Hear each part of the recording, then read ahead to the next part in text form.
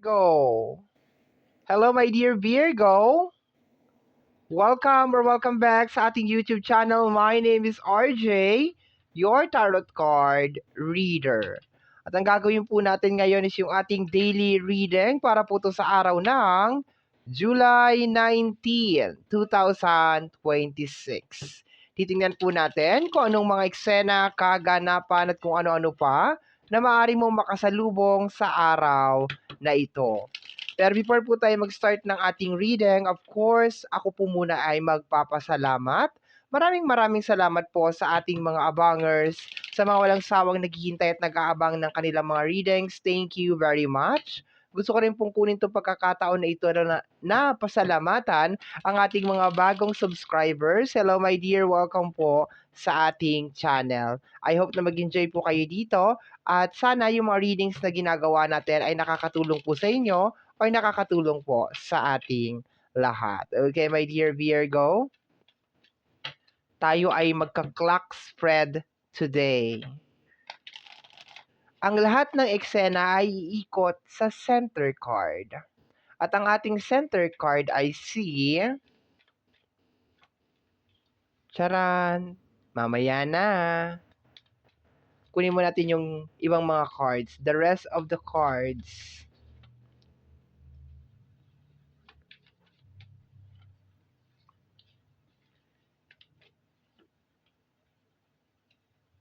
Tingnan natin kung ano meron sa araw na ito para sa iyo, my dear Virgo. Teka lang. Medyo nagdidikit-dikit yung card natin.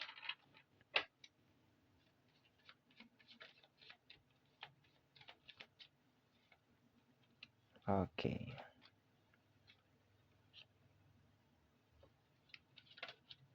Ito daw.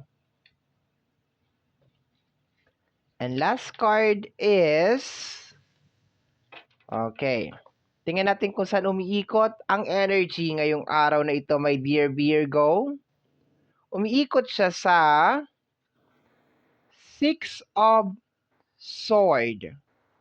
Ang Six of Sword, my dear, is mabagal na pag-usad. Okay? Normally, may bigat at may tension dito, my dear. Karamihan ng mga tao na nakakatanggap ng Six of Sword is sila yung mga tao na parang maski masakit, maski na mahirap, pinipili nilang mag-move forward. Pinipili nila magpatuloy sa buhay.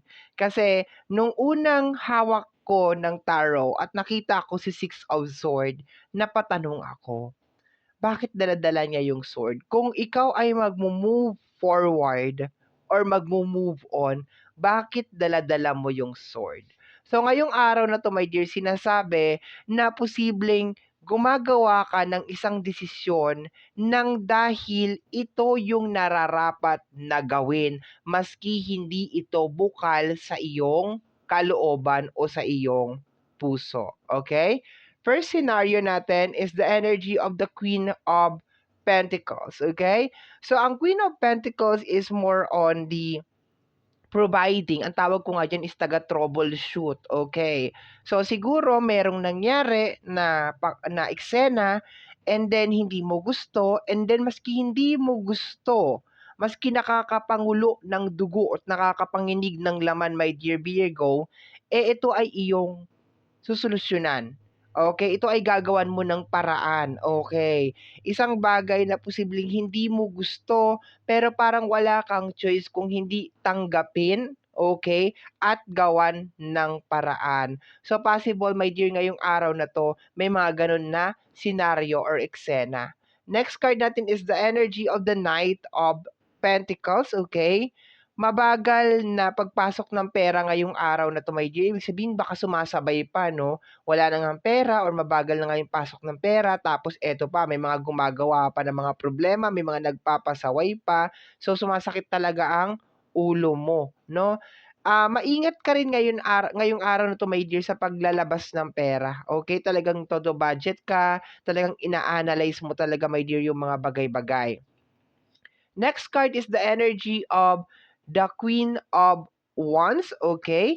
So, ang Queen of Wands is medyo more on authority. Okay, ang nakukuha ko na energy sa kanya is more on the authority na dapat ito yung gagawin. Pero dahil meron ngang Six of Sword, probably parang imamaneho mo na lang siguro yung buong senaryo o yung buong kaganapan ngayong araw na ito. Maski na parang hindi naman ito talaga yung original na plano o hindi naman talaga to yung ine-expect mo.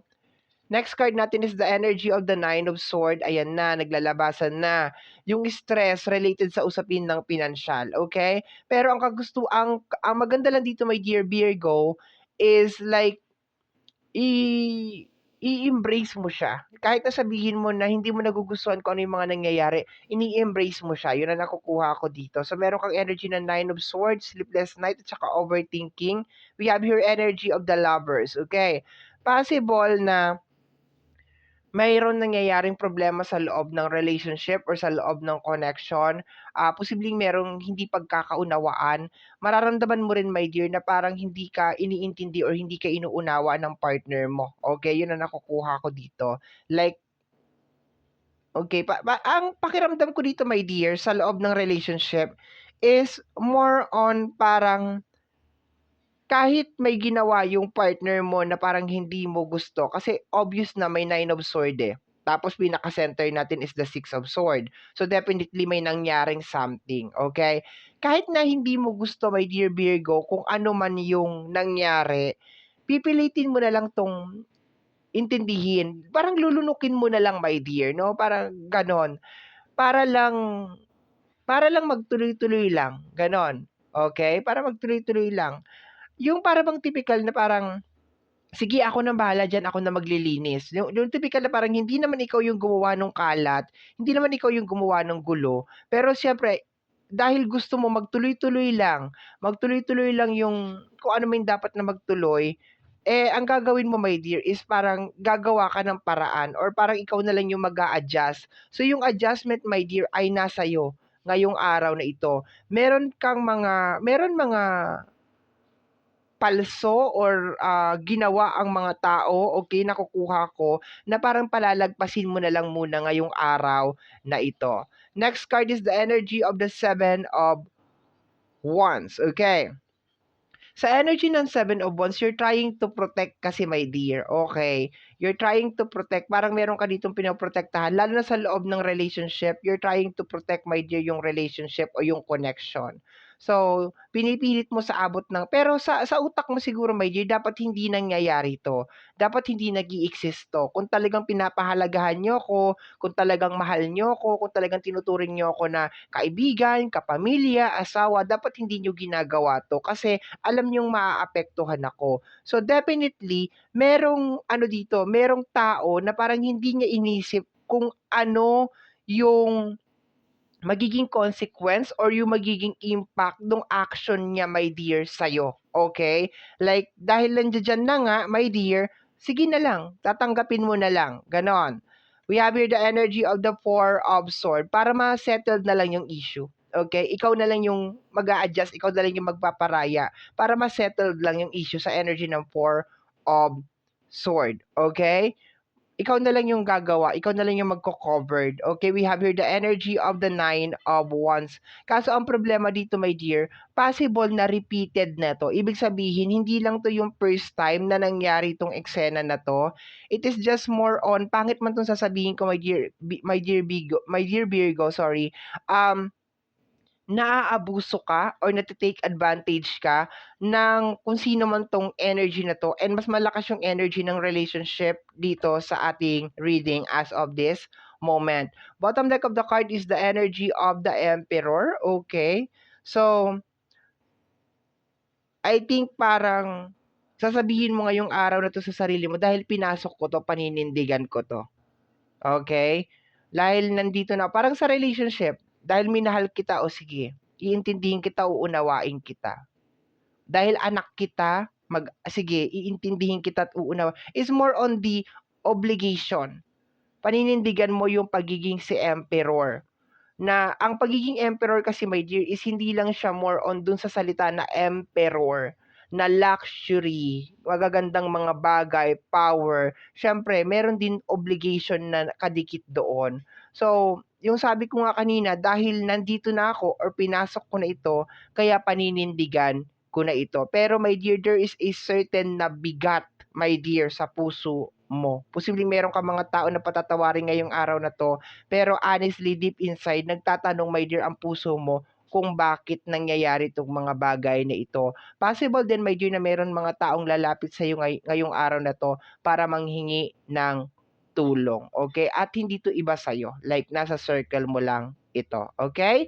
So my dear Virgo, ito po ang nasagap natin na message energy para sa araw na ito, July 19, 2026. Kagaya po ng lagi kong sinasabi, ang tanging hiling at dasal ko lamang po sa ating buong may kapal na mga readings na ginagawa ko ay nakakatulong po sana sa ating lahat. Maraming maraming maraming salamat po. Thank you, my dear. Bye-bye.